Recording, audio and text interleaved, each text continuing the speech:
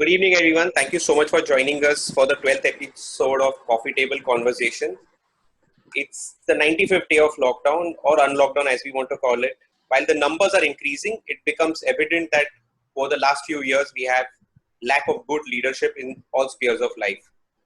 The existing leaders lack sincerity, empathy, and inclusiveness. We have become a Twitter nation where all our leaders come and post their IT cell curated response, and we as the individuals start debating on it. We as a nation are lacking situational and resilient leaders who would stand up, take onus, and agree that there was an error in judgment. In my opinion, leadership has become more of an image building mechanism, and any criticism would always be slaughtered by the second hand information and loud opinions. In this era where leadership trait itself is in crisis, we have few who still believe that the course can be corrected. Kapil Rilan is one of those individuals who has taken up this as their passion. His focus and dedication towards leadership and life coaching is impeccable. Kapil is a multi-talented person, an author, an entrepreneur, and a life coach. He is founder of the Granth Express, a platform for authors and readers to pour their heart out. He is also founder of Elcon Academy, a personal excellence and leadership development institute. He's also CEO of Reliance Techno Solutions. Reliance provides remote data infrastructure support for Oracle SQL servers, MySQL servers, amongst others. His first book, Coffee Break, has been well received by readers, and he himself runs a talk show every Sunday morning at 11. Thank you so much for joining us, Kapil, this evening and training us on leadership, the infinite game. In the meantime, as I hand over the floor to you, I shall share your tomorrow session's detail in the chat box and your Facebook page for all the participants. Yes, thank you. Thank you so much, Neil. I'll just share my screen before I start. I hope I have got the rights. Yeah, I have. Is my screen visible to everybody?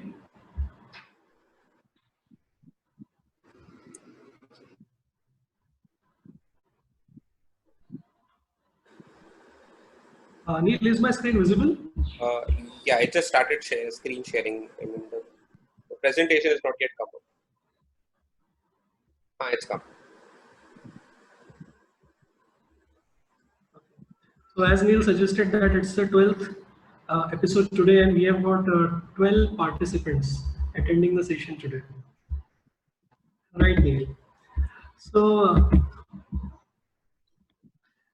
I'll directly start with the leadership itself. Means, as Neil has mentioned in the introduction, that leadership is becoming a very rare commodity today, and I'm taking a lot of efforts to talk about leadership.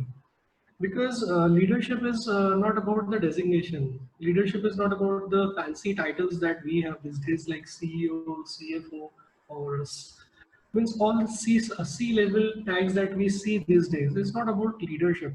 It's just a fancy statement for me.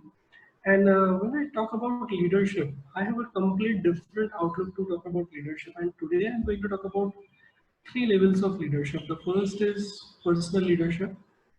The second will be people leadership, and the third one would be the business leadership. And when I say leadership, means basically I was discussing before the session that the favorite definition about leadership or the triads of the leadership. So one of my favorite definition that throughout my experiences I've come across is that leadership and the quality of leadership is directly proportional to quality of your thoughts. Quality of your thoughts, quality of your action when you're caught up in a tough situation. If the quality is positive, that makes you a leader. If the qualities have a negative tendency, that means you need to learn and improve a lot about the leadership. First, at your personal self. So the tag suggests that infinite the leadership game. I'll come to the tagline first. That we cannot choose the game, we cannot choose the rule. We can always choose how we play the game. So when I talked about game, the today's session, I'm going to correlate a lot many sports example with the leadership. And with the leadership, I mean the personal people and business leadership all together. So we are 12 members out here today, those who have joined in. I would like to know what is your favorite game actually. You can type in the chat box. It can be cricket, it can be football, it can be volleyball. So what is a game that you love to play? What's the sport activity you are interested in? So that I could take the examples accordingly. Yes, Neil? If you can type in about your favorite sports, strength training, cricket, basketball. Okay. One or two more, cricket, basketball. Okay. Cricket and football. So I can see that majority of them are talking about cricket. So I'll start with the first example of cricket itself. This is an example of personal leadership. How the mindset of a person determines the personal leadership, the situational leadership that Neil was talking about in the introduction. So this is an example from 2008 Commonwealth Cricket Series between India and Australia. Playing first, batting first, India scored around 257 runs in 50 overs and set up a target of 258 runs for Australia to win the match. Uh, During the second part of the match, when India was bowling, Javagal Srinath was the best bowler that day. Taken 3 or 4 wickets in 9 overs, very economical, very best batsman at that position. And on the contrary, there was a person who was having a very bad day, Irfan Pathan. Very expensive bowler without a wicket, given so many runs in just 6 or 7 overs of his. And the last over, Australia only needed 13 runs to win off 6 deliveries. And unexpectedly, the ball was given to Irfan Pathan. So it came as a surprise as well as a big shock for him that I don't know why ball has been given to me. It's like I didn't choose the game. This is something the tagline suggests. You are not selecting the game. We didn't select Corona. Corona automatically aaya. We were not expecting Corona and the lockdown to happen. We cannot choose the rule. During that pressurizing situation, Irfan Pathan was not having any of the rule book that how to handle this pressurizing situation. Even sometimes the past experiences don't work in such situations. Same is the case with lockdown and same is the case with Corona. We were not aware if Corona occurs, if lockdown occurs, these are the steps that we need to work upon. We have to identify our own ways. The only thing we can do is we can choose how to handle the situation, how to handle the pressure. So Irfan Pathan took a break of 2 minutes, which usually is not allowed in the cricket matches. But he took the break, he went out, he came back again and started bowling. So what happened is the first ball was dot ball, the second ball was given for a single, bringing Nathan Breckan on strike, who was a fantastic batsman at that particular point. He takes one more single and brings James Hope on a strike, who had scored almost 70-75 runs and was really the hope of that match. So third delivery that Irfan Pathan bowled, James Hope was clean bowled, and then the very next ball, Nathan Breckan was uh, catch out or a run out by one of the players. So what happened in this? India won match by marginally 5 to 6 runs. And after the match, when Irfan Pathan was asked question about this, that what was going through his mind and what actually he was thinking, so he simply said that I tried to clarify what was the pressure. In his elaboration, he mentioned that his parents were living in Mosaic. They were not having their own house. They were not having their business, or they were not having some sort of money source that they used to have. They must have at that time. They were struggling really hard to earn their meals for 2 times, struggling hard to get the education, struggling hard for the marriage of their sister. So I asked myself a simple question: what is the real pressure? Something that my father has gone through complete life of his, or the pressure that I am into this particular moment. So I defined myself what actually the pressure is. If my father has done all this thing, what I have to do? I just have to restrict Australian batsmen to take 13 runs in 6 deliveries. That is what I have to do. And only having that set in my mind, I started bowling the last over of the match. So what happens in this case, Irfan Pathan decided that how I can play in this situation. In life, whether it is personal, whether it is professional, is it your business? Challenges are bound to come, problems are bound to come. It is all up to us that how we set up ourselves, our mindset, the internal empire that I talked about. So as I said, leadership is nothing but a quality of your thoughts and your actions when you're caught up in tough times. That determines your level of leadership, and that is a full stop, irrespective of the domain we are in. So I'll begin with this part with the next slide. When we talk about game, because I'm talking about game in the terms of, I'm talking about leadership in the terms of games. So when we play the game, we usually have our mindset fixed upon victory. That is a motivating factor for many of us. That if I'm playing the game of cricket, I have to win the match. If I'm playing the game of business, I have to win the business. I have to earn a lot of money. I have to earn. I want to go in multi cities and multi countries. I want to go global when I'm talking about my business. So if I have to ask you this question, what you play for? Do you play for victory or do you play for fulfillment? What is the motivation behind this? Can I expect some answers in chat box? Why do I play if I have to play football, if I have to play a cricket? What is the motivating factor for me in that? Do I play to win the game? Fulfillment, Neil says for fulfillment, fulfillment. So that's really a beautiful sign that if you talk about victory and fulfillment. Now if I talk about if you're playing with the mindset of victory, what happens in that case is the motivating factor behind playing for victory is that you want to experience the thrill. You want to experience the joy. You need to have that valor. कुछ भी हो जाए boss करके दिखा देंगे कुछ भी हो जाए हम जीतेंगे and when you are playing with this mindset people are always there to cheer you up लोग आते हैं and they will push you they will cheer for you like come on India करके दिखा दो a lot of stuff goes around and what happens with this sort of a mindset of playing the game is once this game is over you go home and everything is over if you want to experience that thrill again if you want to experience that energy again maybe you have to play the game once again and maybe other people have to cheer you up once again and so that it is a repetitive process but when you play for fulfillment the ideology is completely different the ideology is that it's a long journey when you're playing for fulfillment you cannot say that I'll be happy and fulfilled in next 1 week I'll be happy and fulfilled in next 1 month. It's a long journey altogether. Let me give an example of the university or a college or our institute, our very own institute, JBIMS. When it was started with a handful of people. There will not be many of the people who would be having that vision to set up a big university or an institute. 5 members, 6 members, or a group of 10 people might have started this. And this is a process of evolving. Leadership is also a process of evolving. It's not a one-day activity or a one-day task or a one-day job. You evolve yourself each and every day. The quality of thought improves with each challenge that you confront. So you get time to think and improve yourself when you're playing a game of fulfillment. It's a long journey, it's a long game. People will not only support you, but they will become a part of your dream and vision.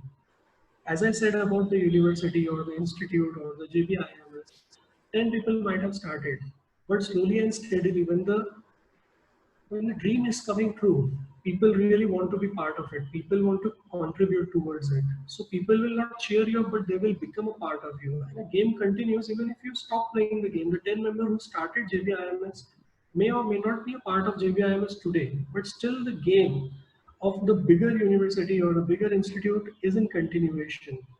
So what this mean is, this determines the finite and infinite mindset of a leader. The person who plays only to win the game, from my experience, I would say, is playing with a finite mindset. And the player who is working on a long-term vision or a long-term goal that I would be talking about in the next part plays the game with an infinite mindset, and which is truly applicable to business and a business owners or a leaders or a managers or any of the person you pick up from any of the domain. And the beauty is that you can play infinite game with a finite mindset and you can play finite game with an infinite mindset. I'll elaborate this with a one particular example, and before that I'll say that what is the difference between finite game and an infinite game. We are talking about the mindset of a leader, but we have to understand what is infinite mindset and what is infinite game. So when I talk about finite game, this is the Indian cricket team we all know and we love the team very much. So what happens with this is, in finite game, the number of players are fixed. We know who is going to play, who is batsman, who is bowler, who is wicket keeper, and who is the captain, and the number of players are fixed. We know that 12 players, 11 players on the field, and 3 to 4 players standing outside as a substitute. If something goes wrong, if some injuries are happening, then the other player will take over. So we know each and every player involved in a finite game. There are agreed upon objectives. As we know in cricket, the team scoring first will set up a target for another team to chase. So there are some agreed upon objectives. There are agreed upon rules that a 15-over match will be played as a power play, where a player will have some boundary restrictions playing in the circle, outside the circle. And then there are some rules that none of the bowler can bowl more than 10 overs in 50 overs match. Then n number of rules are there. If there are some scenarios where match is halt, Duckworth-Lewis rule comes into picture. So there are agreed upon rules. Winners are declared when objectives are met. As we know, team chasing the score, if chases successfully, they will be declared as a winner. And then there is a beginning, middle, and end to every game. But infinite game is completely opposite to it. You don't know who are the players going to join my business. Means as you know that I'm into business. I don't know who are the players who will be joining my team tomorrow and who are the players who will be leaving my team tomorrow. This will be the temporary phase for me because business is an infinite game. It will keep on in continuation till the point I'm running out of my own resources, my willpower. If I want to stop, only then I can come out of it. That is the reason it is infinite. Then there are no agreed upon objectives. People fall in a trap of competition that I'm number one, I'm number two, I'm number one in this territory. But what are the objectives that all of your competitors or all of your rivals are agreeing to it? For example, a business A and business B. A business A will say that I have 100 customers, but business B will say I only have 25 customers, but my turnover is bigger than you, is higher than you. So who is winner in this case? So business is an infinite game which is way beyond objectives. Objectives of every businesses will be different. Objectives of every leaders will be different. That what exactly a leader wants to achieve. Then there are no agreed upon rule in business. Yeah, there are some policies, the government organization imposes some sort of laws and enforcement, but there are no rule mentioning कि business इसी तरीके से होना चाहिए. Every business will have its own strategy, its own flavor of marketing, its own creativity. And then, as I said, winners cannot be declared. As I said, an example of business A having 10 customers, 100 customers, business B having 25 customers. So it's not about number of customers. What parameters are we specifying? And then there is no middle, beginning, and end to the infinite game. And as I said, that the game of leadership can be played with an infinite mindset.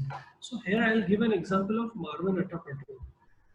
See, cricket being an infinite game, each and every player also has limitations and restrictions on number of years he's going to play, depending on the fitness level, depending upon the format of game, depending upon the current form of the player, how is he playing. So Marwan Attapatu is a player who has demonstrated the infinite mindset in a finite game of cricket. So Marwan Attapatu, very few people know that he has struggled a lot to get into a test cricket format.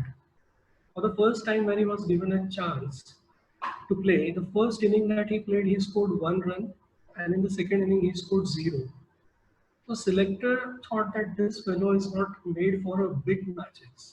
He doesn't have the temperament to play at a bigger platform. So he was immediately thrown out of the test team of the Sri Lanka. And what happened next? That he went into nets, he went into the first class cricket, scored tons of runs, and came back again after 18 months. So 18 months is very huge span to wait for another opportunity to come to your way. So what happened in the second opportunity that he got? Again, he scored 0 and 1, but this time oppositely. In the first inning, he scored 0, and in the second, he scored 1. Again, the selector with the same mindset that no, so we did a big mistake by selecting him again and bringing him back in the test. So let us throw him out again. So he was thrown out again. But this fellow again repeated the format consistently. He went into nets, he went into the first class format, scored tons of runs, scored centuries, and proved that yes, he has now evolved as a person. So let us give him one more chance. He was given one more chance. Luckily, there are very quite few people, those who are getting chances. So this time again, he comes, but again, unfortunately, the history repeats itself. This time, one in the first inning and one in the second inning. So now he waited for 18 months for the second chance, and then almost 2 years, 24 months, 22 months for second chance. And this time selectors were done with all the options. Now this player will never come back again in test cricket. But he was so determined that again he went, again he did the same thing and came back after 1 year. But this time when he came, he scored century and proved that yes, this is a finite game, but I have an infinite mindset to play the game, and I'll prove that what I am, what my capability is. So this is all about the personal leadership that I've talked about. And during this phase, waiting for 1.5 year, waiting for 2 year, waiting for more 1 year, you are waiting for almost 5 years to get a chance. Usually what happens is, if I'm not getting results in my business, I'll stop the business. I'll look forward to another option. In cricket, there might be a player who would completely give up on his dream to be the test cricket player. He's satisfied with the 1 day, but what about test? He has given up the dreams. But looking at Mavan Attapattu, it is something that shows about the infinite mindset. Whatever the circumstances are, whatever the situation is, if I have decided my internal thing, we are again coming to the tagline. You cannot choose the situation, you cannot choose the rules, but you can always choose how do I play the game. So Mavan Attapattu demonstrated that if you decide something and if you play with that mindset, you are bound to get success. You are bound to be successful, and nothing less than that. Mavan Attapattu from there on was not only the best test cricket player in coming years, but also has led the team as a captain. But when you play the finite game with the infinite mindset, these are the results. But opposite is completely uh, drastic, I would say. You cannot play the infinite game with a finite mindset. Otherwise, you will fall in a trap of competition that we will see in the next part of it. So what are the qualities that an infinite person, the infinite mindset person must have? When we talk about the infinite mindset of leaders, when we talk about infinite mind, while playing a game of business, while playing the game of your personal life, while playing the game of your professional life, these are some factors that are really essential for people leadership as well as business leadership. So I'll begin with the first part, that is a just cause.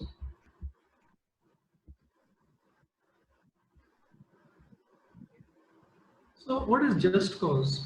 There are not many people, those who talked about vision and mission of your business. You would see a lot many taglines that our vision is to reach up to 1 million people. Our mission is to reach this turnover by 2025 or 2030. But again, this I would call it as a fancy statement. My question here to the people putting on this vision statements and mission statement is that how do you feel that, how do you understand that each and every employee of your organization is looking up to the same thing that a leader is looking up to? So instead of having a vision statement and mission statement, you should have it. I have no objection or no problem with that. But you must first understand whatever you are working on, is every individual of your team is really looking up to it? Is your cause and your mission inclusive of everybody, right from the person who is standing at the gate to the top management person? So whatever business or whatever activity you are doing, it has to be inclusive. As I said, that people come and contribute to your goal. People come and share their expertise when you're working on something really larger than your life. People feel like they want to be part of this, they want to be part of this moment. Then the service oriented.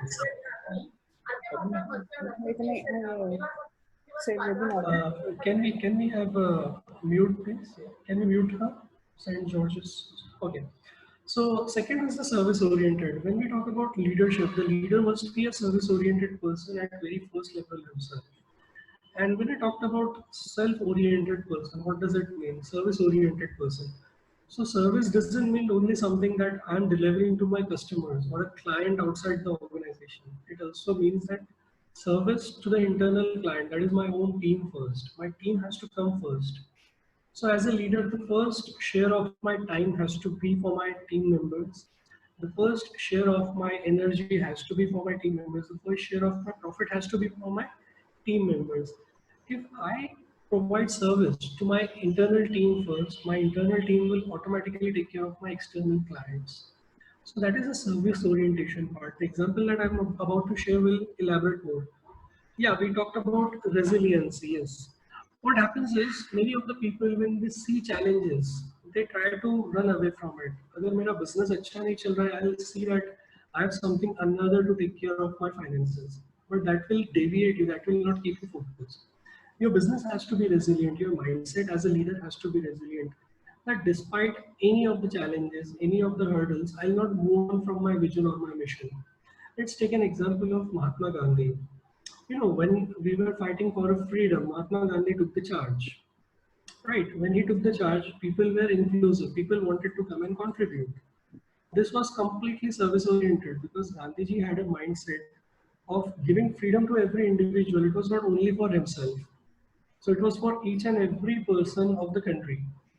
Resilient. Yes, Britishers were having not many sort of violent actions against the people who are demonstrating or standing up for the movement, the Satyagraha movement. We have seen the Jallianwala Bagh.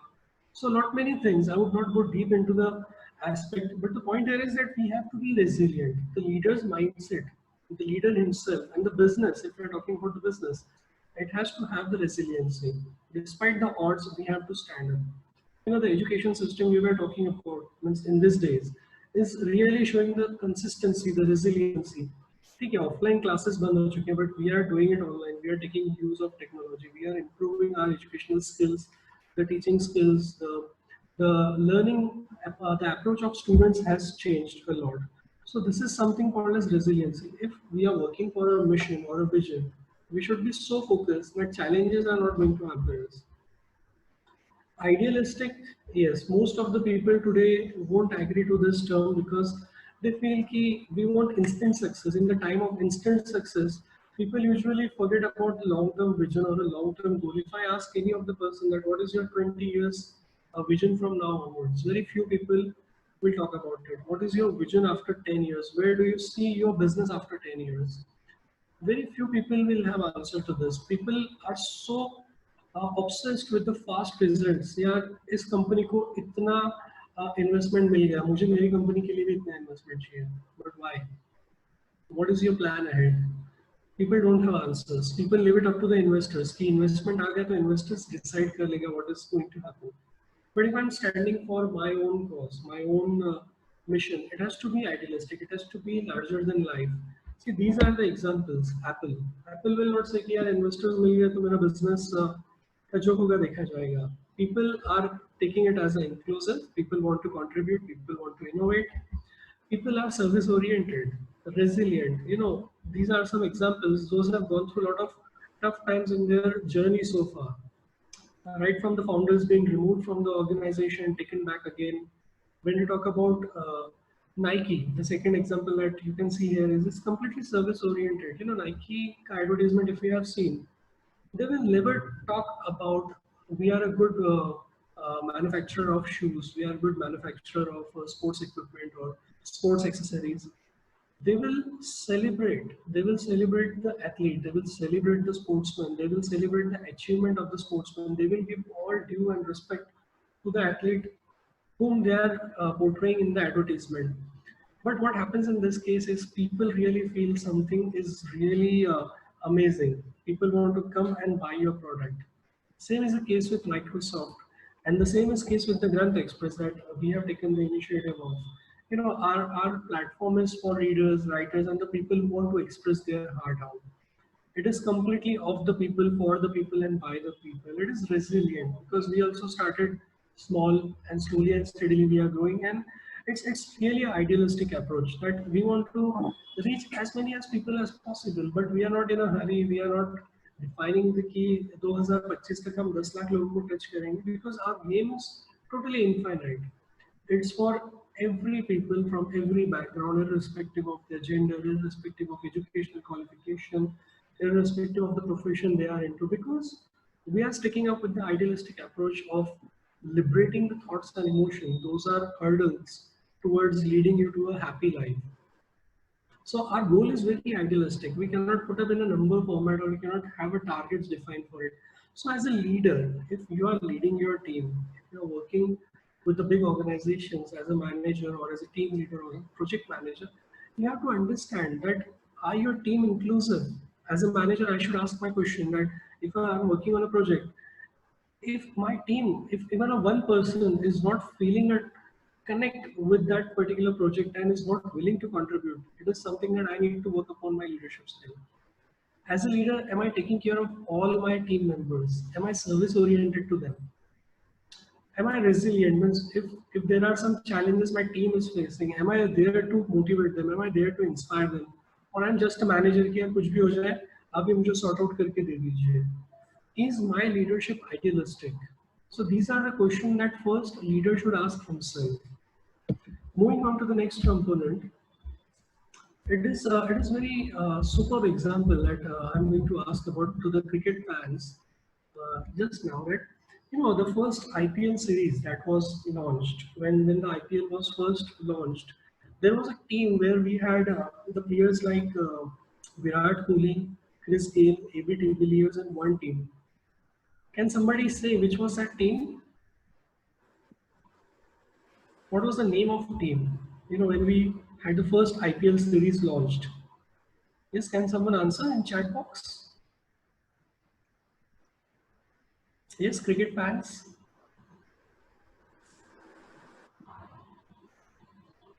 No. Neil Kumar says Mumbai Indians. No, it was not the Mumbai Indians. AB de Villiers, Chris Gayle, and Virat Kohli. It was Royal Challengers Bangalore, RCB. And there was one more team which had Shane Warne and Irfan Pathan. And that team went on to win the inaugural IPL Cup. What was the team called? What was the name of that team? Rajasthan Royals, exactly. So now my question here is, when you have got the top class batsmen in your team, you have got the top class players in your team, right? And at the second end, you do not have any top class player in your team, you have the average players, but still the team having average players, the unknown faces goes on lifting the cup, the first IPL cup. What makes the difference between these two teams? One side I've got high performing team, the world's best batsman in my team, which is really strong on the papers, but when it comes to actual performance, the team that is least expected to perform, least expected to even reach the semi-finals, goes into finals and lifts the cup. The factor that is, I'm going to talk about this with a different example of the E&D. These are some parameters that we define while building up the team, that your team must be having a trust. As we talked about that, as a leader, you must have empathy, you must have sympathy, you must be a resilient mindset. But beyond that, the one crucial factor is called as trust. And that is the game changer, I would say. If as a leader, you don't trust your employees, and as an employees or a team member, they are not trusting you as a leader, irrespective of your qualification, irrespective of your capabilities, the strength, the team is not going to perform well.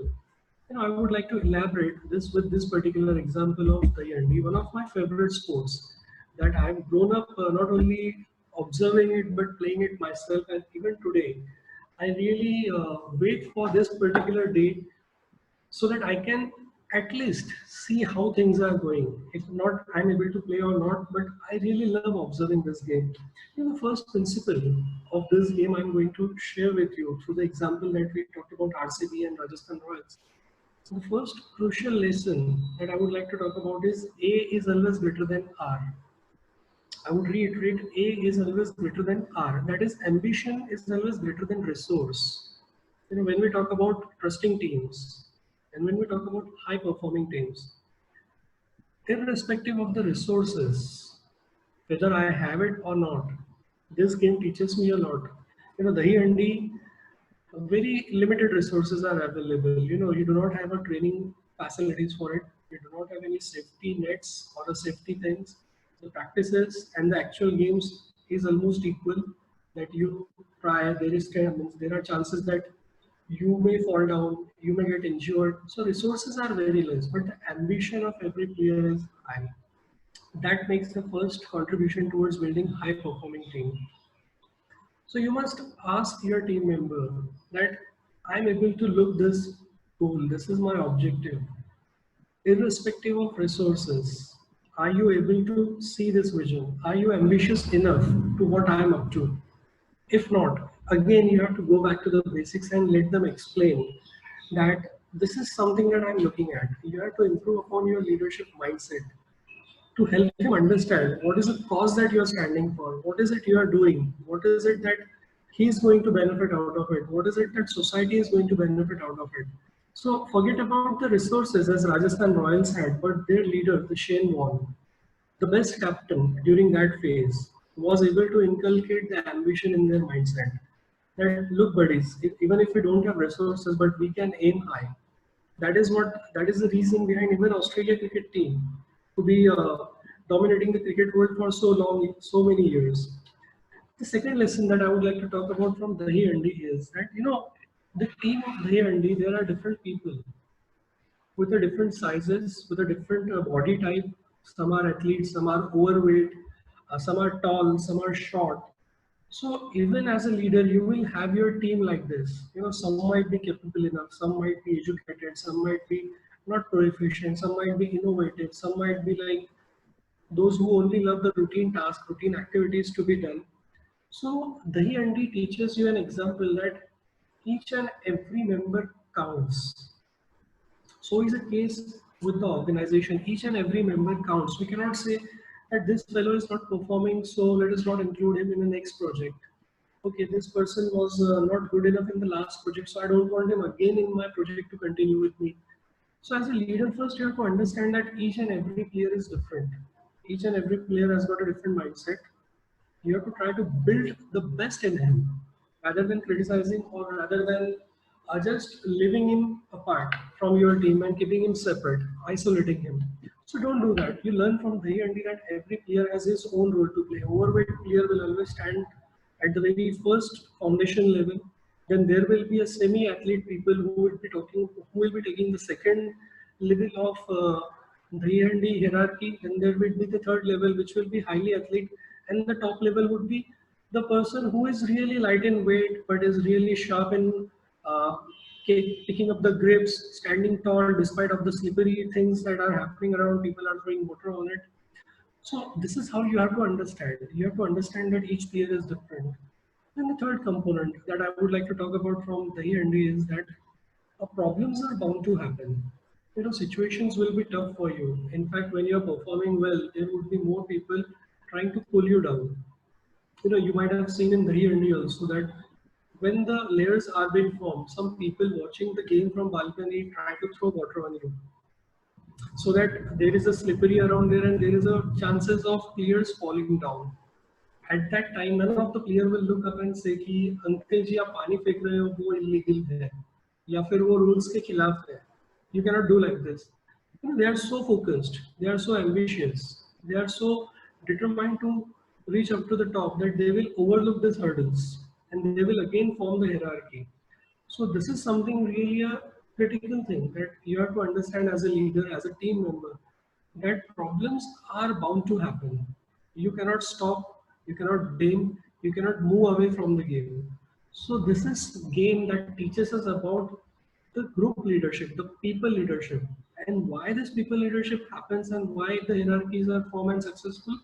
Because the one more factor is trust. Now, by trust, what do I mean? By trust, I mean that the person standing at the bottom level, बीच में से वो निकल के बाहर आएगा और ऐसा नहीं बोलेगा कि ऊपर वाला चढ़ रहा है या नहीं चढ़ रहा है या ठीक से खड़ा है या नहीं कर रहा है. He will completely trust the person standing on the top. Even the same applies for the person standing on the top. He will बार बार वो नीचे झुक के नहीं देखेगा कि वो नीचे वाला काम कर रहा है या नहीं कर रहा है. So the trust level is so high that you do not need to monitor. People usually fall in a trap of micromanagement. This is the one reason where leadership tries to fail. You go into managing the people, which you cannot. As I said, that there are only three things that you can manage. First is cost, time, money. These are the things that you can manage. Quality. But when it comes to people, you have to lead them. And trust is a factor through which you lead people. Emotion is a factor with which you lead to the people. So you have to have the emotional intelligence, the emotional bond with them, the connect with them. There are a few other lessons in this, but I would go to the next part because the E&D overall has got almost 20-25 lessons to learn out of it. Moving to the next component, worthy rival. You know, competition. Usually, when we talk about worthy rival, we usually think of rivalry as the competition. So let me tell that irrespective of game you are into, irrespective of business you are into, there is always going to be a person who is performing better than you. There's always going to be a person who has got some good products better than you. He has got some services, those who are better than you. Someone has got the best of the team, like Rajasthan Royals and RCB had a best of the team. So you have to understand the fact that irrespective of the domain, there are people who are smarter enough than you. There are people who are better than you. It's all up to you that what you get out of it. You know, if you accept this fact, yes, there is someone who is better than me. The first quality of leadership is that acceptance. You know, you have to accept the fact. You have to be very accepting to the situations outside also. So once you accept the fact, what happens is you are inspired. You are inspired to work better. You know, you are not in a trap कि मैं इसको अच्छा करके दिखाऊंगा. You will try to come up with something new. You will learn from that fellow, whether it is his leadership skill, whether it is his management skill, whether it is his financial decision, whether it is his marketing and advertisement skill. You will try to appreciate that. You will accept that. But what happens that when you don't accept the fact, that is where a leader fall in trap of competition. And competition kills actually. You know, you try to follow the footstep of your competitor. कि उसने ये launch किया तो मैं भी ये launch करूंगा, उसने इस तरह से प्रोजेक्ट किया तो मैं भी इसे इस तरीके से प्रोजेक्ट करूंगा. So as a leader, you must understand that you must not fall in a trap of competition. Rather, you should be inspired by the worthy rival. That is the reason I'm not talking the rival. I'm talking about the worthy rival. You have to be very selective when you are choosing your opposition. When you are choosing your fights. If you want to understand this particularly, you should read the one book by Lao Tzu, The Art of War. So that determines how you have to choose your competition, how you choose your rival. You know, India will never say that Pakistan is a worthy rival for me. India will never say that Bangladesh is a worthy rival for me. India will always look up to Australian cricket team because Saurav Ganguly accepted the fact, yes, my team is not performing good. I need to perform. For that, I need a benchmark to follow. And where do I get that benchmark? So Saurav Ganguly picked up Australian cricket team as a benchmark. He started visualizing and he started research. What Australian team is doing that our Indian team is not doing? What is the mindset of each Australian player that our Indian players are lacking? What are the training programs that Australian team is going through and what are the training programs we are not going through? Despite having the resources, we have got the money, we have got the players, we have got the sponsors, we have got everything. But there is something that we as a player, we as a team, we as a captain or Indian cricket team are not doing that. So let's look up to Australian cricket team, learn from them, don't compete them, learn from them, try to understand what we can do to improve our game. Now they are not trying to go and defeat Australia. They are saying that what can I do to improve my game? If you have heard Saurav Ganguly, you might have always seen that he has talked about that we have to work on this area, we have to work on this area. That is the language of the successful players. That is a language of successful business owners, that they are keen to learn, they are keen to improve their game rather than competing with others, rather than falling in a trap of competition with other players. So if you don't find a worthy rival around you, that means you have to work really hard to understand your own game. So it's better that we must select the worthy rival and then start improving ourselves. So good leader will always have that infinite mindset of improving. So the more I learn, the more I know, the more I know, more I can implement. The more I implement, the cycle continues. After implementation, I realize that there is something that I need to again rework upon. So that is how worthy rival create an impulse of performance and productivity within you, in your mind. Coming to the next part, that is the existential flexibility. You know, this fellow on a screen is my personal favorite because this fellow means once Harsha Bhogle was talking about this fellow and he said that If you ask Rahul Dravid to walk on water for Indian cricket team, he will ask you the question, how many kilometers? So this was a really an answer that took me deep. That how do players with an infinite mindset think? You know, Rahul Dravid entered Indian cricket team and was very well known as a wall in Test cricket. People usually thought, the selector usually thought that he's not a one-day player, but he proved them wrong. He went on improving his game continuously and became the best one-day batsman as well. His best of the record is 22 ball 50 runs against one of the finest team, best of the team during his time, Australia. During a period of time when there was a need of a middle order batsman with a wicket keeper, means wicket keeper batsman. So if Rahul Dravid means we need to fill up that spot. Rahul Dravid had to be taken out of the team and then the player has to be selected. But Rahul Dravid went back, practiced a lot with his skills of improving leadership qualities as a wicketkeeper batsman, came back again.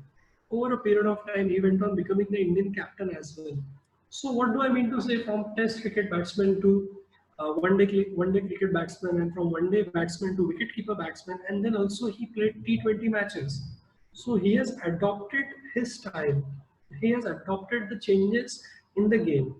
So the same is the case with business also. You know, during this lockdown, many of the businesses are at standstill. Even today, after 90, 95 days of lockdown, some businesses are just started to normalize. But during this phase, if you show the existential flexibility in your approach, which all the leaders do, they are flexible enough to work upon different things. Okay, if this thing is not working out, I'll work upon some different thing. If this is not working out, I'll work upon this thing. But one thing that they don't forget is their vision, their mission.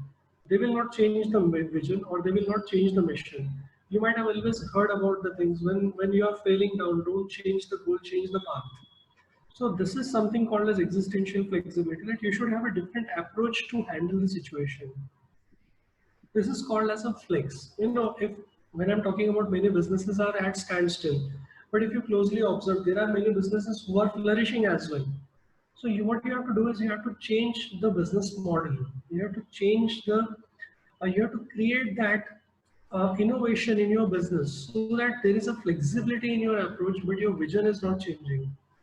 And when I talk about this, having the existential mindset or the existential flexibility mindset, you need a lot of courage. You know, as I've written there in the last slide, that if you don't blow yourself up, someone else will.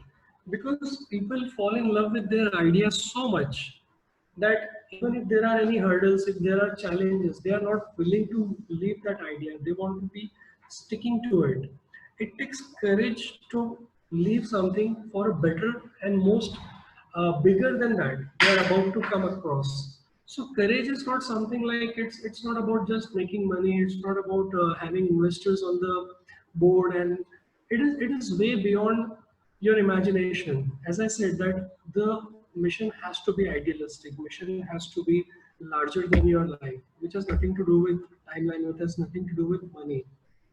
The courage is that you are moving. You are means to understand that you are moving from your main agenda and coming back again.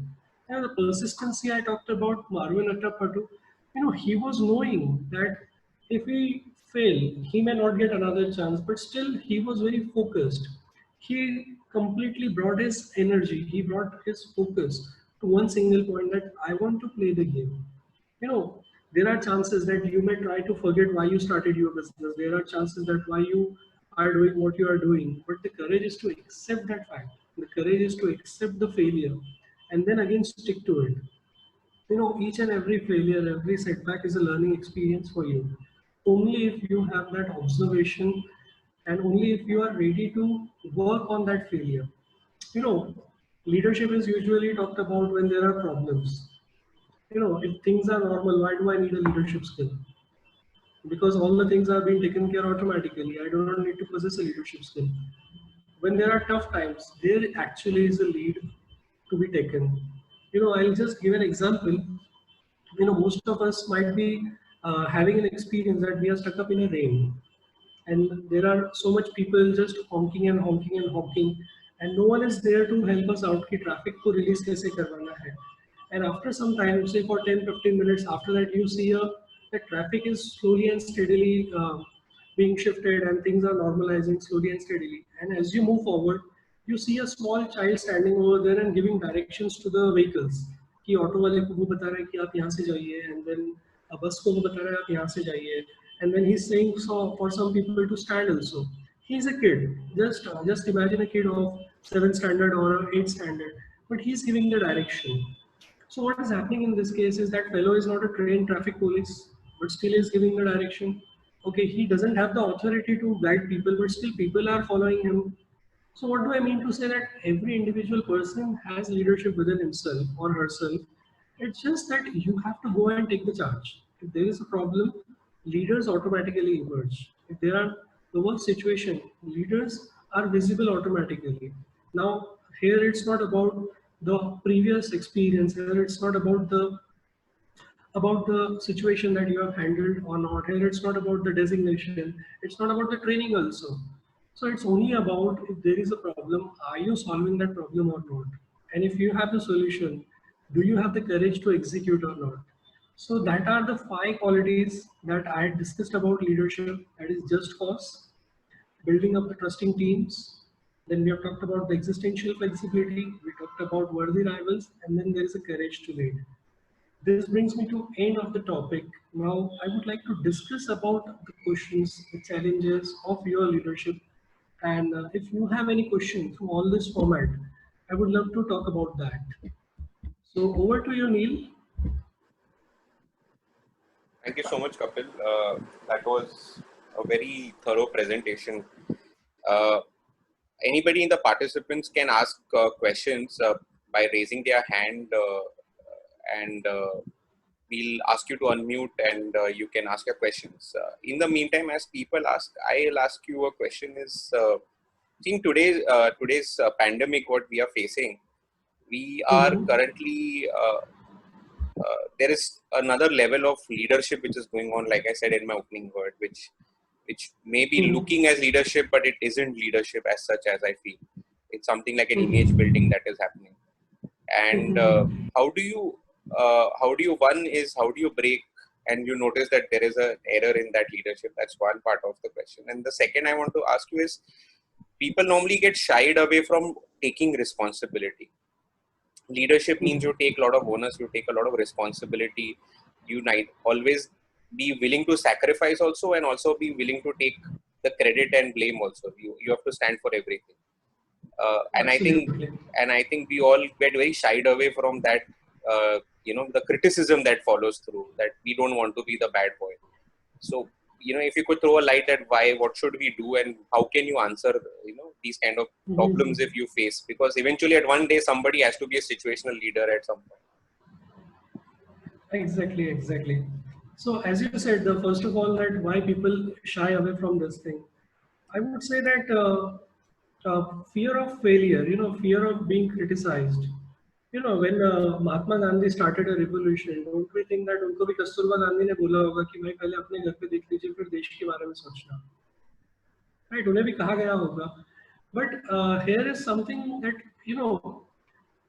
हम कहते हैं कि leadership जो होती है ना वो जज्बातों से बनती है.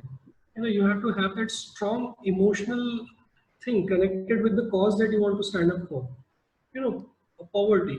People are really starving in the society. We see not many people are starving, but there are very few people, those who are really doing something for them. Why they are doing? Because their emotions are connected. So first of all, when I talk about leadership, are you aware, are you sensitive enough to understand the pain of a person? Are you sensitive enough to understand the challenges that other person is going through? So if you are able to see that, I would say not only see that, but if you are able to feel that. So first of all, when you talked about that leader has to be empathetic, what does it mean? You have to feel the pain first. If you cannot feel the pain, whatever you do, it's not going to be very effective. It's just going to be at an upper level. Okay, yes, karna hai, isliye kar raha hai. Look at Baba Saheb Ambedkar. He felt the pain of all Dalits and he stood up. So unless and until you feel that pain, you're not going to stand up. The second thing, even if you stand up and if you have fear of failure back of your mind, you're not going to succeed, because since childhood we are not being taught about this thing. You mentioned about the video that I was discussing with my 2 years kid. So this is something that we have not got since our childhood. Our minds are not prepared to take the leadership role because we are said कि यार आप बड़े हो जाइए, पढ़ाई कीजिए, graduate post graduate हो जाइए, किसी कंपनी में जॉब कीजिए. This is what we have been taught about. So people usually don't feel that I should go and take the charge. But let me tell you, Neil, that every individual is a leader in himself. Just it's a matter that कि वो leadership quality कहाँ display होती है. For example, if I'm a normal person, right? If I'm a professional working in some XYZ company, what do I do is when I come home, I take care of the groceries at my home. I take care of the events happening at my home. I take care of the conflicts those are happening between my wife and my mother or my father and my younger brother. I fall in place and I go into the conflict resolution. So if you see that I'm managing the finances, I'm managing the event, I'm taking care of the conflicts, I'm taking the major decisions of my households. So what is it? It's a leadership at home. But why do I need a designation when I'm in my office? So I'm a leader, but I'm waiting for the approval of people to call me a leader. That is another aspect. You know, if people understand कि यार मैं घर पे भी तो यही सारे कर रहा हूँ और यही चीजें मुझे ऑफिस में भी करनी है. मैं घर पे रहता हूँ तो मेरे घर के मेंबर्स के साथ तालमेल बनाने में काम कर रहा हूँ, राइट? तो यही चीज मुझे अपने ऑर्गेनाइजेशन में अपने टीम मेंबर्स के साथ तालमेल बनाने में लगानी है. Right, even if at my home there are some conflict between two members of my family. Now imagine a situation, a conflict in my team between the two members. Why I don't consider them as a family member? That is what I said, that the feeling and emotion has to be there. You know, if you understand कि मेरे organization में भी दो member हैं जिनके अंदर तालमेल नहीं है, and I need to be the mediator to set up that rapport between both of them. So this is something that you have to understand. By default, each and every individual is a leader, but we are falling in a trap of designation. We are falling in a trap of tagline. कि जब tagline लग जाएगा तो मैं leader बन जाऊँगा. But no, my dear friends, you already are a leader. It's just that you want to solve the problem or not. If you feel it, you will automatically solve it. Okay. We have a question from Anurag. We can ask him to unmute and ask his question. Anurag, can you do that, please? Yeah. So, hi Kapil ji, wonderful talk, sir. And one question that I wish to ask is, I mean, within the corporate culture, you rightly said about certain things that you do not require a recognition or something, but just in general, does leadership get affected by the environment in companies or in a group in general? Affected in what sense, Anurag?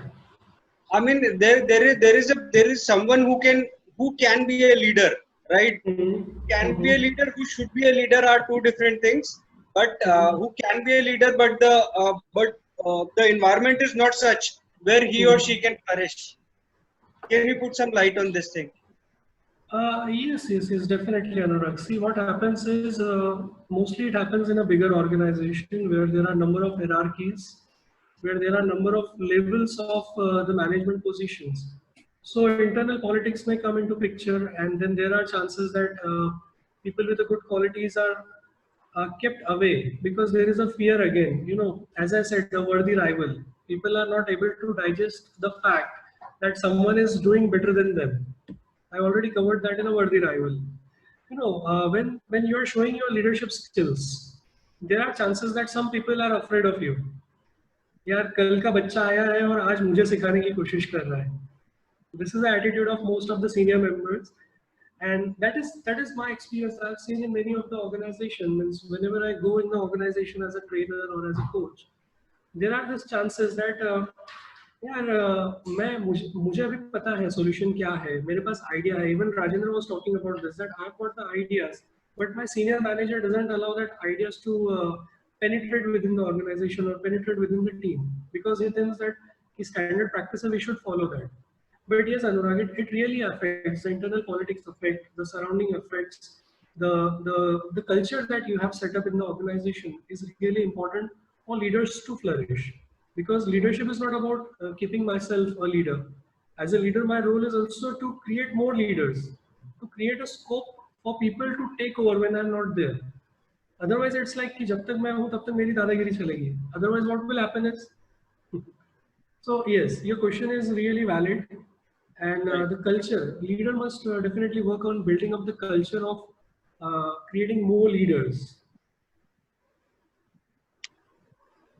I think Anurag's view comes from the current corporate culture that we are surrounded with, where your seniors will not be receptive to your ideas, and that's how the Right. scuttling of ideas happen, and growth of the organization actually comes to a standstill because of that. Right, right. See, what happens in this case is usually corporate में क्या होता है कि people से कि हम training program conduct करते हैं. We do not many training programs for our people. We do not many training programs for our employees. But the training program goes from bottom to top. Rather, it should be from top to bottom. पहले training leaders को देना जरूरी है. We have to help them understand that अगर आपका mindset एक leader का होगा तो ही आपकी organizations में leaders बनेंगे. क्योंकि क्या होता है ना, when for example Infosys started, Narayan Murthy was a really wonderful leader. उन्होंने level तक लेके गए. But today Infosys is finding it difficult to get the another leader. Why this is happening? If you closely observe this, he went on progressing himself, but at a bottom level, he was. I won't say that he's a failure, but he was not able to do justice to create more leaders within the organization. So Infosys became centric by Narayan Murthy only. उनके आसपास ही घूमती रह गई. इसलिए वहाँ पे नए leader नहीं बन पाए. So top down approach होना चाहिए when you want to create more leaders in the organization.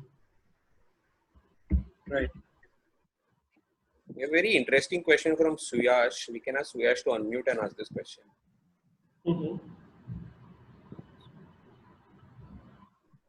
Suyash, could you unmute and ask your question?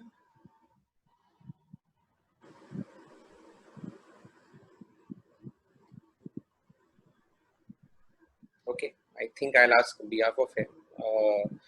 This question is, are leadership qualities inherent or it can be built through qualifications in the journey of life experience? Most of the successful world leaders, past and present, have one thing in common: wisdom. So two parts of his question. Yes. So you want to say that our leader bonds or leader can be created, right? If I'm not wrong, if I have to put up this thing. So yes, see what happens is, as I said by example, that as a human being, what activities I'm doing at home, the same thing I have to do at my office also. So we are already born with the leadership qualities. This is what I believe in. It's just a matter of time to realize that you have got the guts to lead. Yes, leadership is a skill that can be learned over a period of time. You can improve upon your leadership skills. You know, when we are born, actually, we are born with infinite potential. You know, no one said that Kapil is going to be a leadership expert tomorrow, or no one said that Suyash is not going to be a leadership expert tomorrow. We both were born with the same set of mindset. We both were born with the infinite opportunities given to us. It's a matter of three things: your nature, nurture, and culture. This brings me to your second component of the question. So what is nature? Something that qualities are from your parents coming down to you. That is your nature. Now it can be in matter of your looks, your smiling face, or your eyes, something like this. Then there is the culture, nature, nurture. How you are being nurtured since your childhood. You know what you called as a wisdom. Over a period of time, you acquire that wisdom, which comes through your nurturing over a period of time. बचपन से लेके अब तक तुम्हारा upbringing कैसा हुआ है? What are the things you were taught by your parents? What are the things you were taught by your teachers in your schools, in your college, and the culture around you? Who are the people around you? Because we are also learning from them, and when we are learning from them, we are inculcating those qualities of whatever we are learning within ourselves. So nature, nurture, and culture is responsible for giving you a wisdom.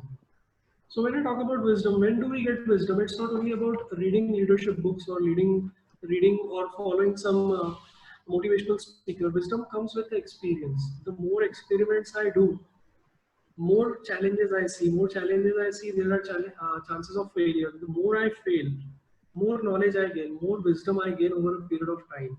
Now, wisdom in itself is a very, very different term. If I'm talking about wisdom, only on front of a theoretical aspect, it's a different wisdom altogether. It's information.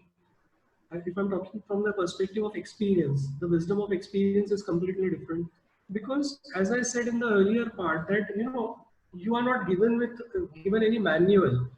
यार किसका rule नहीं है कि leadership ऐसी ऐसी ऐसी होनी चाहिए. Look at Sindhutai Sapkar, see her.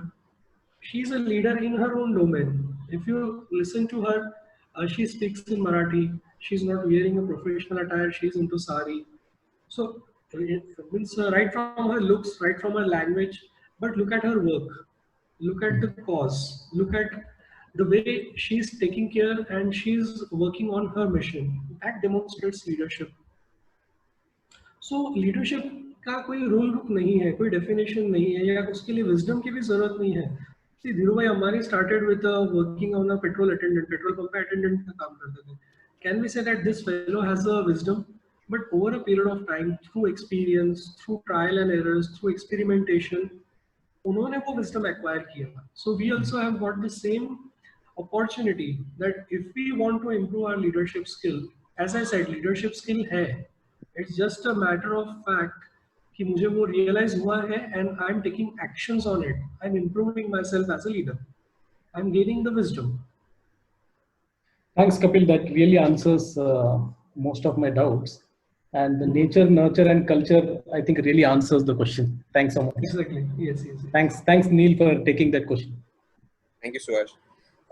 Before I ask Anurag to unmute, I had this one question, Kapil, which is a little bit different, is affirmations, which we just touched a little bit.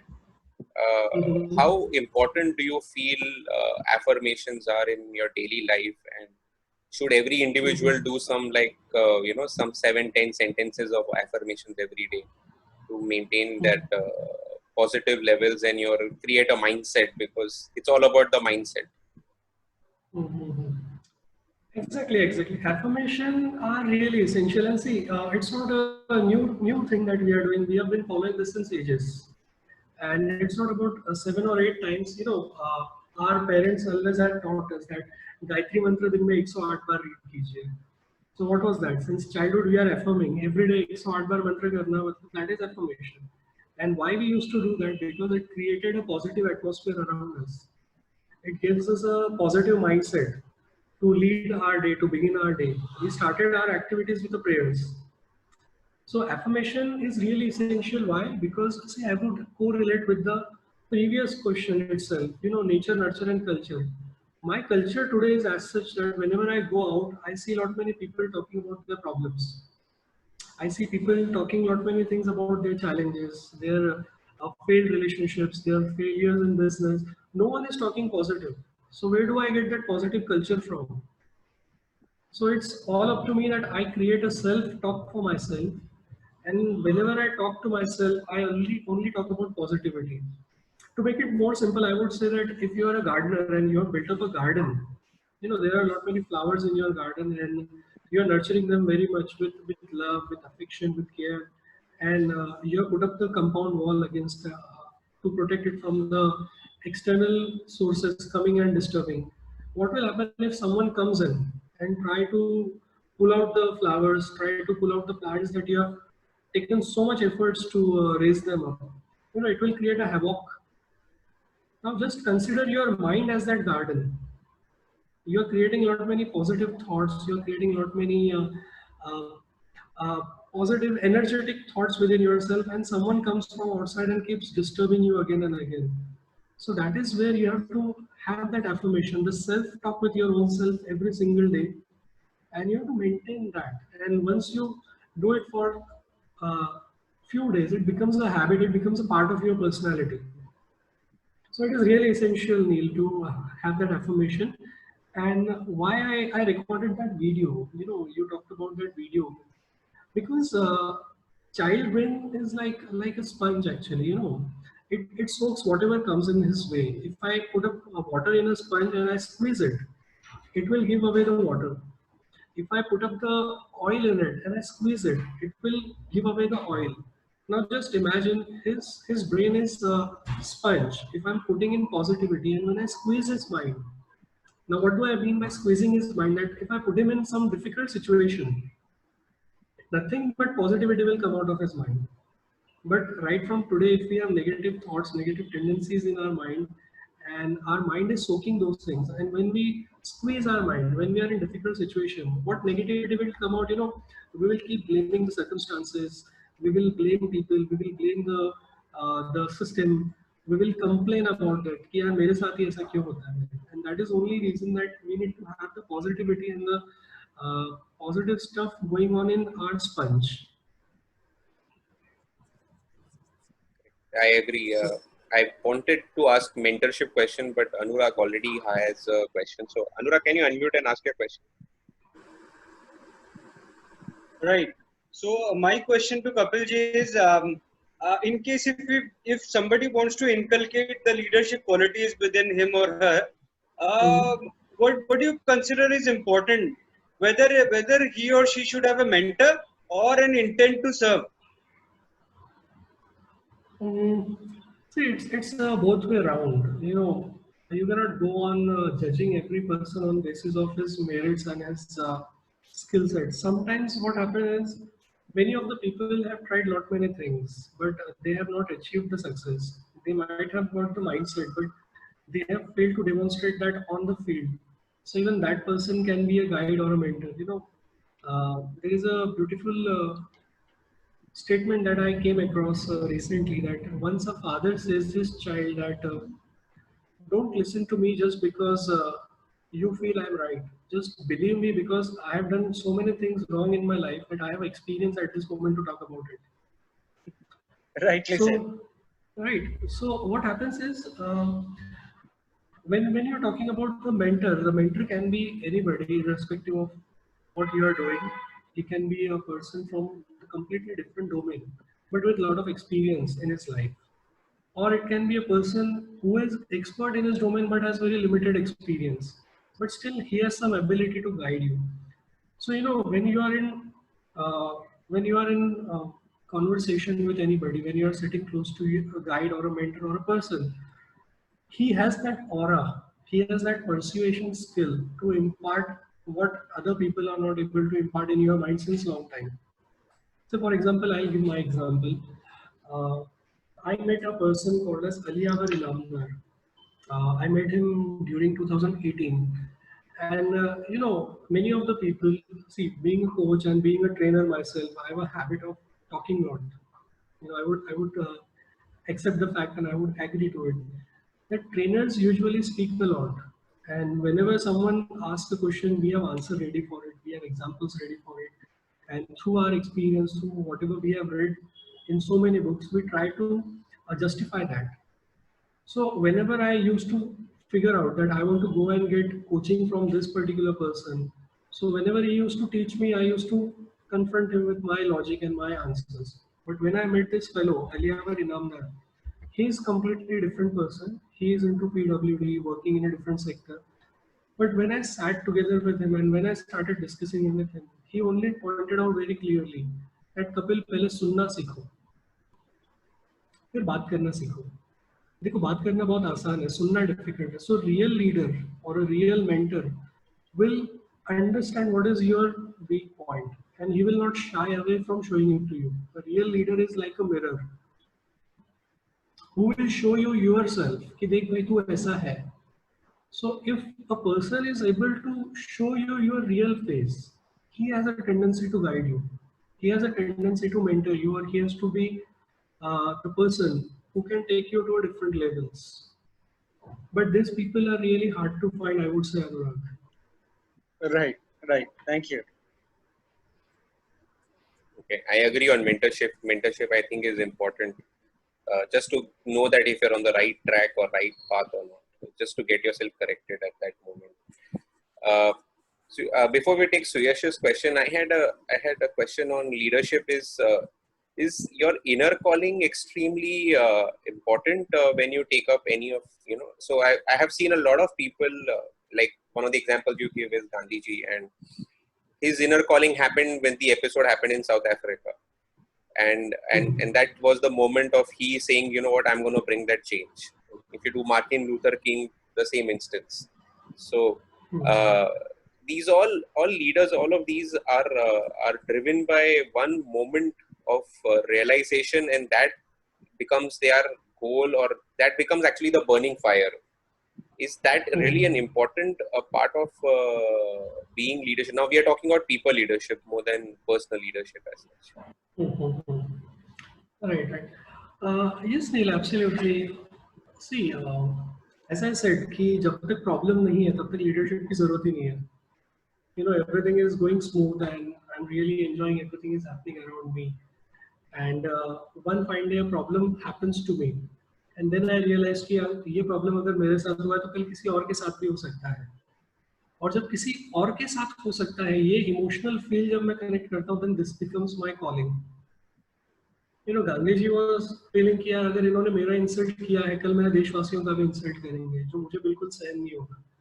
So it was not only something that happened with him, but he also related with the masses again. That is where the leadership, internal calling is really essential. वो अगर होनी होगी तो वो एक click में भी हो जाएगी, और अगर वो नहीं होनी होगी तो सालों साल में नहीं होगी. People usually talk about building leadership program. I want to develop my leadership skill, I'm working on this workshop. That is not going to create a best of the leader from you unless and until you feel that emotions. I already talked about emotional connect. I talked about the cause so big that people want to be part of it, and when people want to be part of it, you have to be service oriented for that people. And internal calling, yes, that is also part of realization for you. You have to realize what is a pain that you are going through, and what you feel that this pain be a pain for other person also. So when we talked about Granth Express, you asked me a question where all these things started.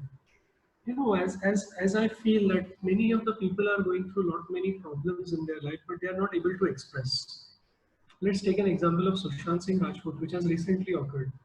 Then a day before yesterday, a 16-year-old girl, the TikToker, she does the same thing again, suicide. What is happening is that, whenever you meet people, people would usually ask, नील अभी किस company में काम कर रहे हो, नील अभी कितना package है, नील प्रमोशन हुआ या नहीं हुआ. बट क्या कभी तुमको किसी ने आके पूछा है कि नील आप खुश हो, Neel are you really happy today? So this is a culture that we want to establish through Granth Express. We want people to come and share themselves, share their experiences, share their emotions, read their heart out. People have many things within themselves that they want to talk about, but people are not talking because they are afraid of being judged. कि कोई उन्हें judge करेगा, कोई उनके बारे में गलत सोचेगा. So this is the thing that is stopping them. And when this thing I realized myself, it became a click for me कि चलो यार इस चीज को हमें लोगों तक पहुंचाना है. So this is the calling that we are talking about. वो calling अंदर से आना चाहिए. Why this thing came into my mind? Because there were some areas of my life where I was not able to express myself. Even I was going through a lot of thought process कि यार ये चीज अगर बाहर नहीं निकली तो शायद मैं प्रॉब्लम में आ जाऊँ. ये चीज नहीं हुई. That's when I met Aliyavar Inamdar sir, the mentor, the guide that I talked about. And that is how the journey began. कि कपिल तू express कर रहा है already. You are expressing. There are many people like you. See, Ali sir again told me कि कपिल तुझे अगर इतना problem हो रहा है, you are the leadership expert, you are the trainer yourself, still you are going through this. Just imagine of the people, those who are not having this facility or the platform to talk about. So why not you work for them? So that is a calling for me when I'm talking about Granth Express. So calling is really, really essential. But what tab hoga when you will try to relate that with other people. You will be very empathetic about other people also. Only then you can relate it. Martin Luther King या फिर आपने महात्मा गांधी कहा, तो they related that to other people also. वो अपने तक नहीं limited रखा उन्होंने. They had a universal idealistic approach. So in the just cause I mentioned about the idealistic approach as well. So along with your inner calling, there has to be idealistic approach to it. Only then the leadership skill within you will flourish. The leader within you will flourish, rather, I would say. I completely concur. Just a quick follow through is that, a lot of times because you take this idealistic approach, you have a lot of fear of becoming lonely, being criticized, being singled out. And I think that is one of the reasons a lot of people shy away from taking up those roles. So their calling will be there. There'll be really mindset there, but then that one moment. So this may be related to your family, maybe your personal fear of being lonely, singled out. You know. So what do you think people who are in that dilemma should do as such? You completely said this thing very beautifully. That leadership is a journey that you have to travel alone. You know that I've been always talking about. You know, when you are standing for a bigger cause, there are always the chances that you will be left alone. Even your family members would sometimes try to tell you कि बस बाबा बहुत हो गया, आप आगे मत जाओ. If you go ahead, there are chances that you may be at loss of lot many things, your relationship, your finances, and not many things. People standing against you. And this is what actually happens in real life. Leadership is a journey that you have to travel alone. You know, if you are not taking the lead, आपने ये Airlift movie देखी है, right? Akshay Kumar. What happens is, despite the fact he's doing not many things, people are criticizing him. In fact, जिन लोगों की help कर रहे हैं वही लोग इसे आके बार-बार ताने मार रहे हैं कि आपने ये गलत किया, आपने वो गलत किया. सर, अगर आपको पता है कि ये गलत है, why don't you come on my place and take the charge? So leadership is a game that requires a different mindset altogether. You have to be prepared for falling down. You have to prepare yourself for getting up again. Leadership is not just कि I prepared myself to fall down. Leadership is also that even if I fall down, I have a guts to stand up again. So yes, you will go through a lot of tough times. And as I said, that since childhood we are not taught about this, that failures are okay. You know, we have been taught कि अगर कोई बच्चा गिर जाता है तो उसके आसपास के बच्चे उसका मजाक उड़ाते हैं और हंसते हैं. It starts from the nature and the nurture itself, the culture itself. So that is one of the reasons that I really feel that when the kid is born, right from the tender age itself, they should be given this knowledge. They should be taught that failures are okay. If you fail, there's nothing wrong in it. Leadership is standing up back again. So this is the reason that people usually don't take the responsibility of leadership, because they are afraid कि अपने ही आसपास के लोग मुझ पे हंसेंगे. And tomorrow they will say कि यार देख पहले ही हमने तुझे बोला था और फिर तू वहाँ पे चला गया. You know, during talk also I said that Gandhi ji, when he took the lead, don't you think that कि उनको भी उनकी family member ने oppose किया होगा? Because if you go through history, one of his son was a drug addict, मतलब उनको दारू पीने की आदत थी. उन्होंने अपना एक बेटे ने उनका हिंदू धर्म को छोड़ के मुस्लिम धर्म अपना लिया था. तो उनके भी तो पर्सनल चैलेंजेस थे ना. ऐसा तो नहीं है कि लीडर है तो उसके पर्सनल चैलेंजेस नहीं है. They are having their own set of challenges, but their idealistic approach is so large कि उनको उनके पर्सनल चैलेंजेस बहुत छोटे लगते हैं. You know, even in the organization, you don't know, your team manager might be coming up with a different mindset. He might be having a different thought process at home, but being a leader here, he's not displaying that. You know, even you as a person, when you go to office, there are some chances that कि यहाँ पे आपका wife के साथ कुछ झगड़ा हो चुका है, and then you are going to office. But as soon as you enter office, you portray a different person altogether. You are not the same person. You are trying to show something कि सब normal है मेरी life में. So leaders are like that because you have set a benchmark so high that leaders को आप देखते हैं कि leaders का problem कुछ भी हो जाए, solution के लिए ये बंदा available है. But at the back end वो क्या face कर रहा है ये किसी को नहीं पता और कोई जानना भी नहीं चाहता है. Yes, as a leader you have to prepare yourself for that also. I agree. Suyash, can you unmute and ask your question, please? Yes, Kapil. This is my final question. So, see, due to this COVID crisis, the situation for some businesses and even personal and professional, right? So it's like a crossroad situation because perhaps it is challenging also to take some decision on. So my question is, what should be the approach for choosing a path that should work for, say, such businesses or even for personal in that matter? Because most of the startups, like even I'm running a startup, so certainly we are in that kind of situation. I'm in that kind of situation. Definitely I have contemplated a lot over it, and I think I might decide on something. But what should be the right approach according to you? See, when you're talking about the situations being tough, yes, situation is tough not only for one business. It's applicable for every business, most of the business. There is a chain that has been disturbed. Say, for Yeah. example, I'm a production manufacturing company. If I'm not able to pay my vendors from whom I'm getting my supplies, the vendor itself would be in a challenge. He won't be able to make payments to his employee. Vendor again is getting material from some other suppliers. So the chain is being disturbed, and it's a temporary chain, which I believe will be sorted out or taken care in next 4 to 5 months from now onwards. Means most probably by Diwali we can see that this chain will be established. One thing I would like to say over here is that we have to have the patience. Number one thing, we should not be running after. I need new projects. New projects will be very difficult for any of the business to grab in. Very difficult, I would say, but not impossible. Second thing, you have to have the cash flow continuously monitored. Monitor your cash flow very closely. Where there is a chance of reducing the expenses, cut down that expenses. Wherever there are chances of, I won't say lay off your employees. If you have a big team, don't lay off. Convince them to stay with you, enroll them for your requirements. Let them acknowledge about the fact that why you are working this and why you are still continuing. Let them be with you. Do anything to retain your team. That should be your first agenda. The next thing, when you are talking about the decision, what sort of decision you are about to make, that you have to analyze. Are you trying to close something, or are you trying to start something new?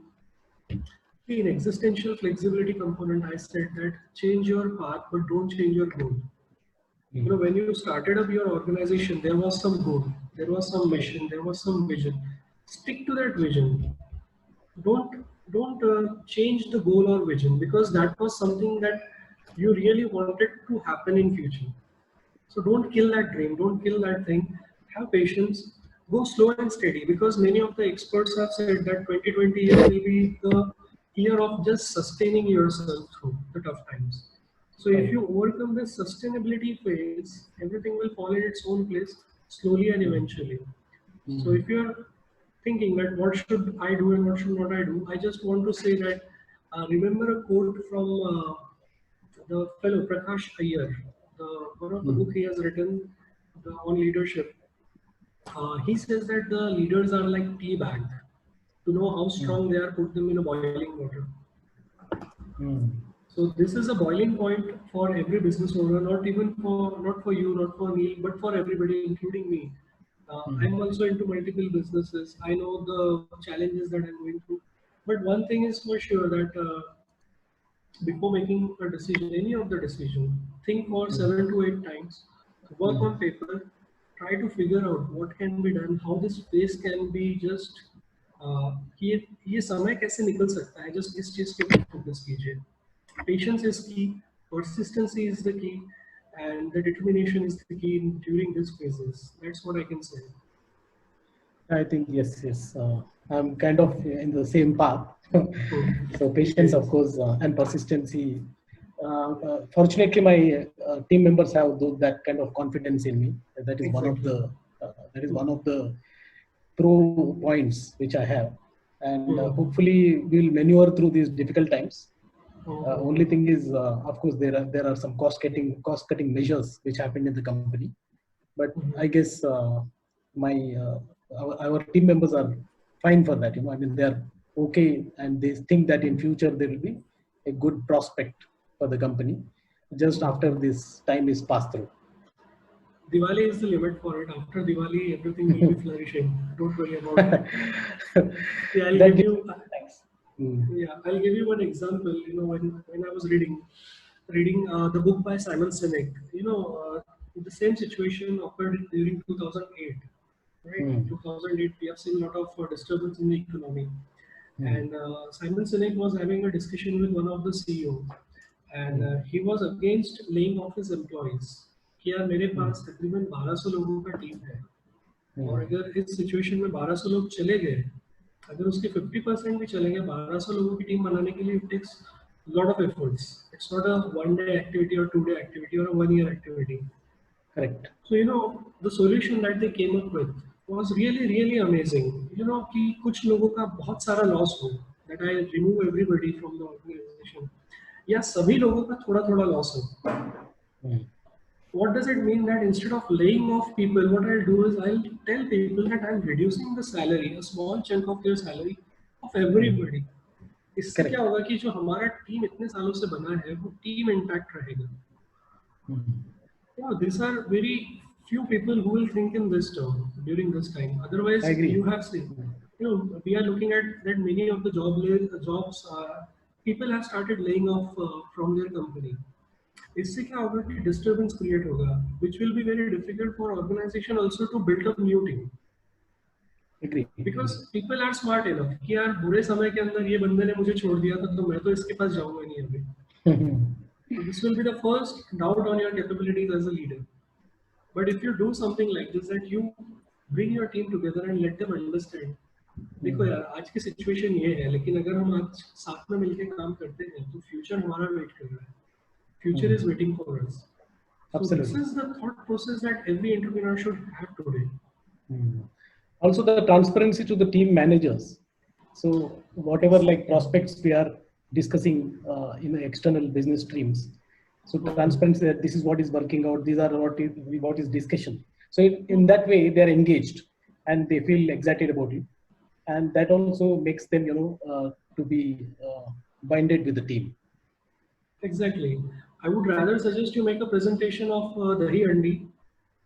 Discuss with your team members, because that is how the trust is. You know, I agree. why I have chosen sports as a part of my presentation.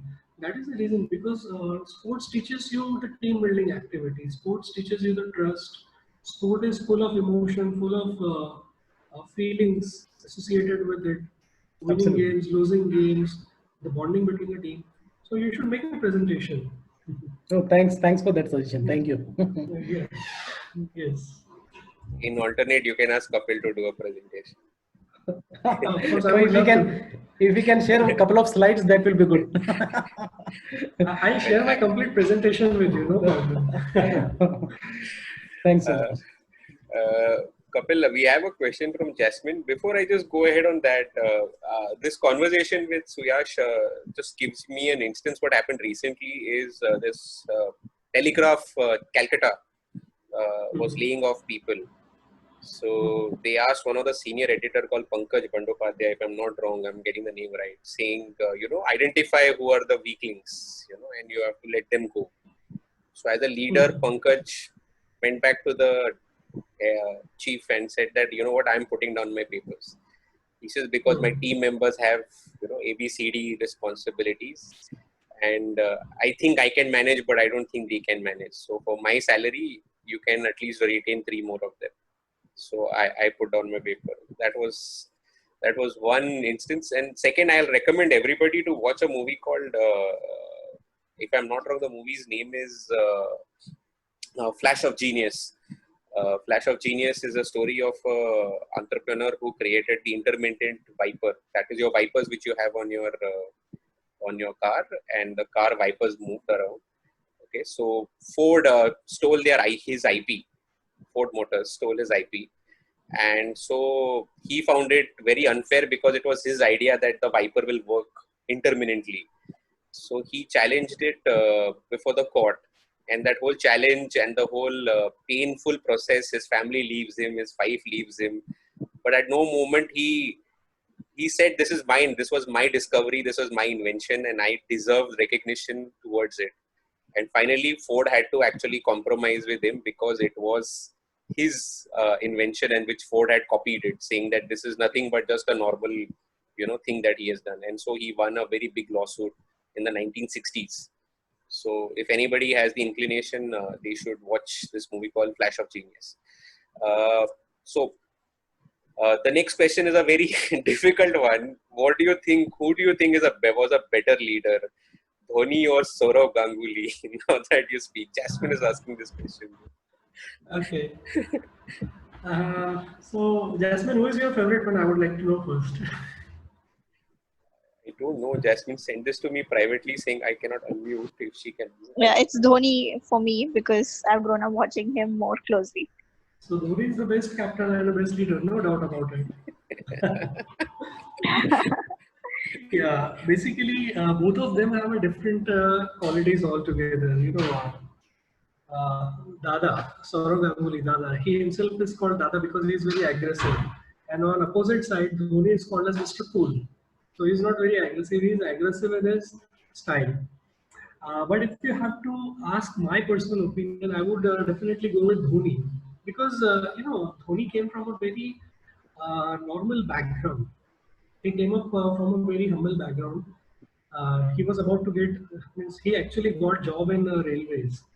With the mindset where you are not accustomed of dealing with people of a high profile, like cricket board, the captains, the previous team members like Sachin Tendulkar, very senior players like Sachin Tendulkar, VVS Lakshman, Rahul Dravid, Anil Kumble in the team, and leading those level of people needed a different mindset altogether because Saurav Ganguly was working with a player those who were younger to him. Whereas Dhoni has been working with a player who are very elder to him, not only in terms of age, but also in terms of experience, in terms of their mindset and their qualities altogether as a leader. Because Sachin had been a captain before that, Virendra Sehwag was already uh, contestant for a captain, but unfortunately he couldn't go ahead with it. So he has to put a lot of efforts, not only on the game but also on the leadership skill to manage the people around him.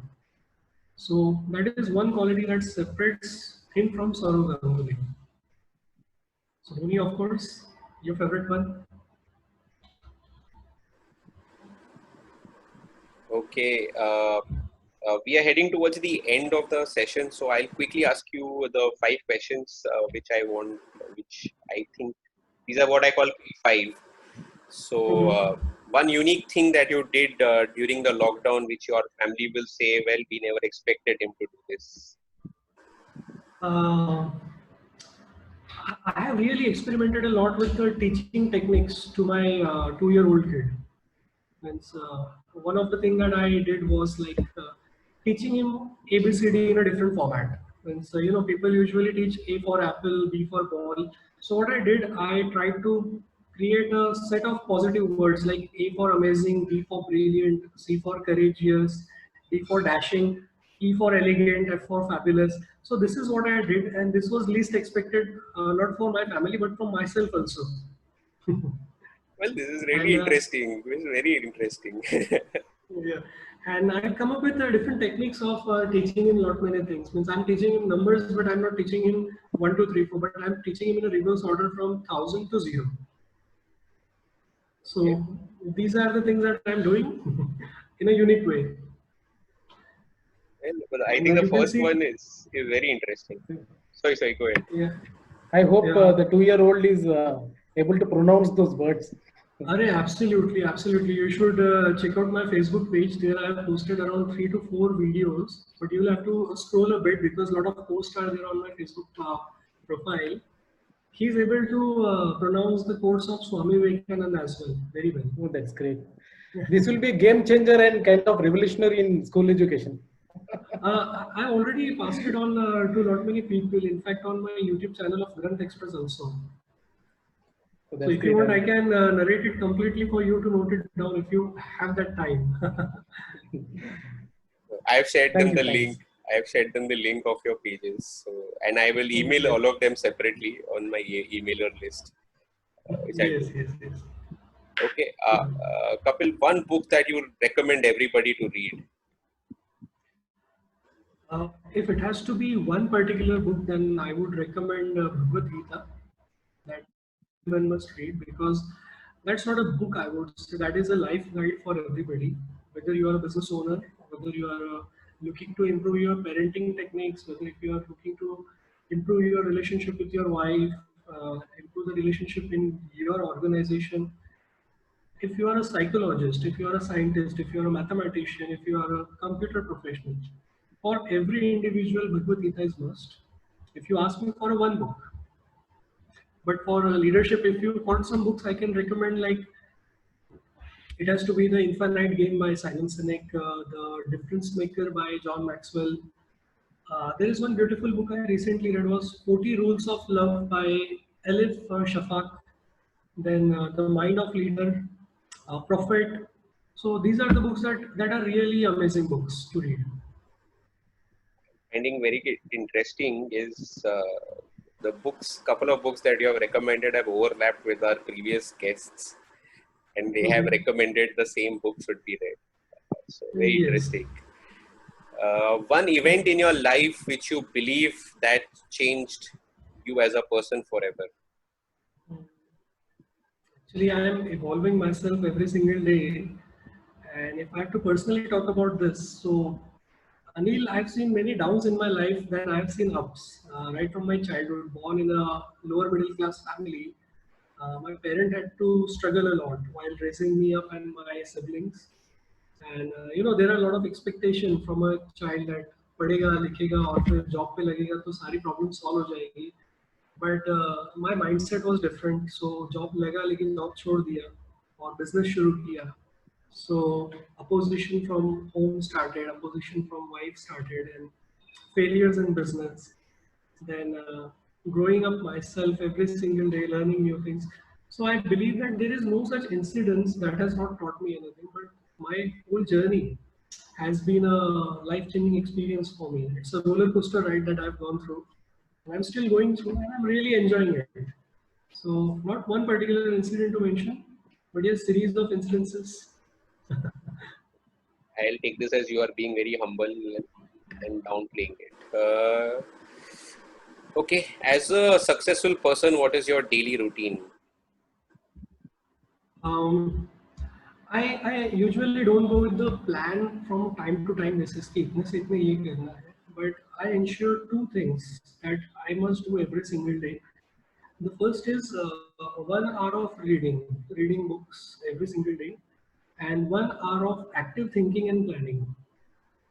So these are the two activities that I ensure, whatever the circumstances are, I'll have 2 hours for myself. 1 hour for reading and 1 hour for active thinking and planning my goals and planning my further activities in future. What is active thinking though? If you could elaborate. Okay, the first important part is thinking in itself is a very tough job. Right, if I have to think on one particular subject, it's very difficult. सबसे पहला सवाल ये आएगा कि सोचूं तो क्या सोचूं, करूं तो क्या करूं. For example, if I'm planning for Granth Express, if I'm planning an activity for Granth Express tomorrow, or say after 1 month, so for 1 month, I will have to think, I will have to raise question that what I'm planning, why I'm planning, what will be the consequences of it, what will happen if that thing is successful, what will happen if that thing is not successful, what will not happen if that thing is successful, and what will not happen if that thing is not successful. These are the 4 quadrants that I put in. Happen, not happen. Successful, not successful. I put up this 4 parameters in a 4 quadrant. I think of it. I come up with my ideas. I come up with my own visualization. So this is what I call as active thinking. What it does is it gives you the clarity of whatever activities you are doing. It gives you a clarity on the actions that you are about to take. And at the same time, it increases your confidence, because the more clear you are with the plan, with the thought process, the more easy it becomes to execute that. So active thinking, you can call it as a visualization, but visualization in a different format, with a mixture of asking a valid questions. That is active thinking. Asking questions to yourself and answering them. And believe me, Neil, it's very tough activity, because if you are asked to sit for 10 minutes and think on one subject, during that 10 minutes you will have almost 100 fluctuations from that subject. You will be diverted by your own thoughts. So that is why I call it as an active thinking, and I spend almost 1 hour, of which I really know that 30 minutes is where I can focus on. This is interesting. I'll try to implement this. I'll try this. Okay. Last 2 questions I will do is, as a mentor, what advice do you give or have you given? Okay. I tell people that be more of what you are. be more of what you are means that, you know, you have to understand who you are and what are your capabilities. People are usually following the trends. People are falling under the trap of consumerism. अगर मेरे भाई के पास ये है तो मेरे पास ये होना चाहिए, मेरे कलीग के पास ये है तो मेरे पास ये होना चाहिए. In business there is lot of comparison कि मेरे competitor के पास ऐसा है तो मेरे पास ऐसा होना चाहिए. So what happens is people are not focusing on their own self. People are focusing on the factors those are outside them. But the real thing lies within you. So be more of what you are is the advice that I give myself also and others also. That don't fall in a trap of comparison and don't do injustice to yourself, because by comparing you are insulting yourself. This is what I feel. So don't insult your capabilities, do not insult your own potential of growth by just comparing. You never know what wonders you can create unless and until you try. So why you're following something that everyone is following, you can do even better than that. I agree. That's a very interesting way to look at things. One last question is one brand that surprised you during the lockdown. This is a very lighter one also. Surprised, I would say, yeah, it has even surprised as well as inspired me. Recently, I came across one particular quote by the managing director and chairman of Nestle Group. You know, he said that in times of crisis, you don't run a company, you serve a family. So this was a statement that really inspired me and surprised me, because when we are talking about there is a scarcity of leadership today, there is the people, those who are just having a fancy statement about being leader or showcasing themselves as a leader. This statement coming from a particular chairman of a brand, Nestle brand, talking about that in times of crisis, it's not about running a company, it's more about serving the families. So I really appreciate this thought process. And if every leader thinks in this particular term, I would say that it would be very easy for companies to bounce back and normalize. And Nestle, especially when in crisis, in good times they were in crisis, and today they are doing way better than their competitors. So, yeah, Exactly. Thank you so much, Kapil. Any final words you have for all our participants? We have actually clocked more than 2 hours. So. It's amazing session actually, and thank you so much, Neil, for inviting me so that I could interact with Anurag, I could interact with Suyash, Jasmine, right? Yeah. So it's really a wonderful thing, and I really congratulate you for the initiative that you have taken for your alumni. It's really a wonderful platform for learning and sharing. And thanks to Prarthana for being the person uh, who could help us connect with each other so that we could make this happen today.